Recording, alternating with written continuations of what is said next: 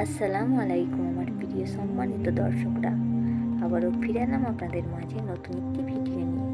আজকের ভিডিওতে আমি আপনাদের পড়ে শোনাতে চলেছি হামজা রাদিয়াল্লাহু আনহা কীভাবে ইসলাম ধর্ম গ্রহণ করেছিলেন এবং তার সাথে নির্যাতনের প্রতিক্রিয়া কেমন ছিল। তাহলে চলুন শোনা যাক। 616 খ্রিস্টাব্দ, 6ই নবমী।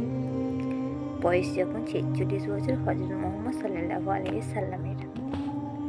কুরাইশ প্রতিনিধি দল সিরিয়া ইথিওপিয়া হতে ফিরে এসে যখন নিজেদের ব্যর্থতার কাহিনী প্রকাশ করল, তখন দলপতিদের মাথায় যেন বজ্রঘাত হলো। ক্ষোভে, দুঃখে ও অপমানে তারা একেবারে নতমান হয়ে পড়ল। এ কথা শুনে এবার মুসলিমদের ওপর অত্যাচার শুরু হয়ে গেল।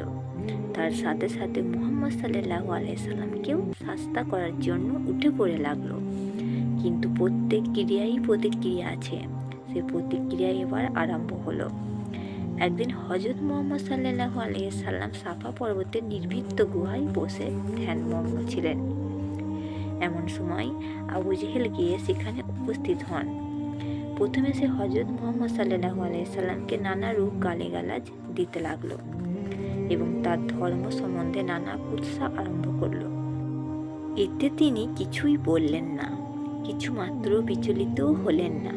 তখন তিনি একখণ্ড পাথর ছুঁড়ে হযরত মুহাম্মদ সাল্লাল্লাহু আলাইহি সাল্লামের মাথায় আঘাত করলেন। সে আঘাতের ফলে দর দর করে রক্ত প্রবাহিত হতে লাগলো, কিন্তু তখনও তিনি পবিত্র মুখে একটু ক্রোধ প্রকাশ করলেন না। রক্ত মাখা দেহে তিনি গৃহে ফিরে এলেন।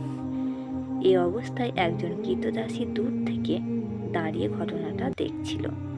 সে এসে রসুলের পিতৃব্য হামজার নিকট তা বলে দিল।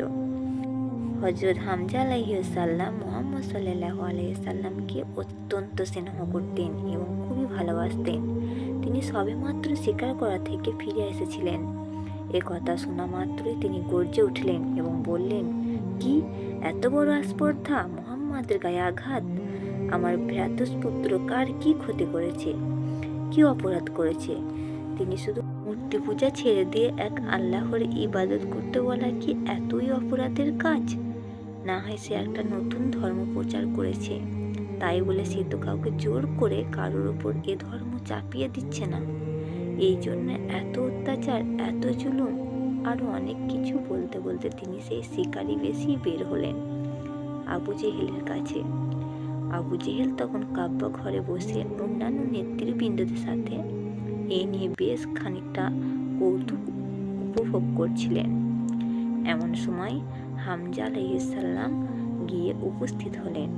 আবু জেহেলকে দেখতে পেয়ে হামজা রাদিয়াল্লাহু আনহা বাঘের ন্যায় গর্জন করে তার তীর ধনুক দ্বারা তার মাথায় ভীষণভাবে আঘাত করতে করতে বলতে লাগলেন, শয়তান, মুহাম্মাদের গায়ে হাত দিয়েছিস, জানিস না সে আমার ভ্রাতুষ্পুত্র?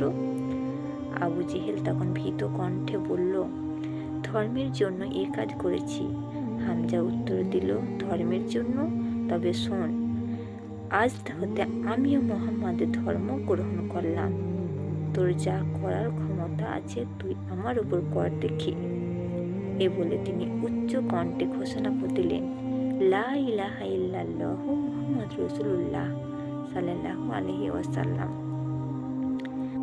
এ কথা শুনে আবু জেহেল স্তম্ভিত হয়ে রইল এবং হামজার মতো বীর পুরুষ মুহাম্মাদের ধর্ম গ্রহণ করল। কুরাইশদের পক্ষে এ যেন মস্ত বড় পরাজয় ও দুর্বলের কথা। হামজা আলাইহিস সালাম গৃহে ফিরলেন এবং সোজাসুজি হযরত আলাইহিস সালামের নিকট উপস্থিত হলে তাকে সমস্ত ঘটনা খুলে বললেন।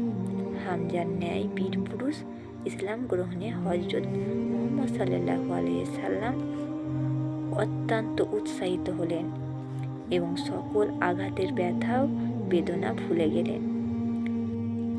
এভাবেই হামজা আলাইহিস সালাম ইসলাম ধর্ম গ্রহণ করেন।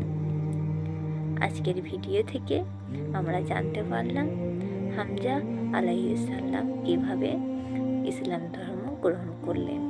আজকের ভিডিওটি এই পর্যন্ত। আবারও ফিরে আসছি নতুন কোনো ভিডিও নিয়ে।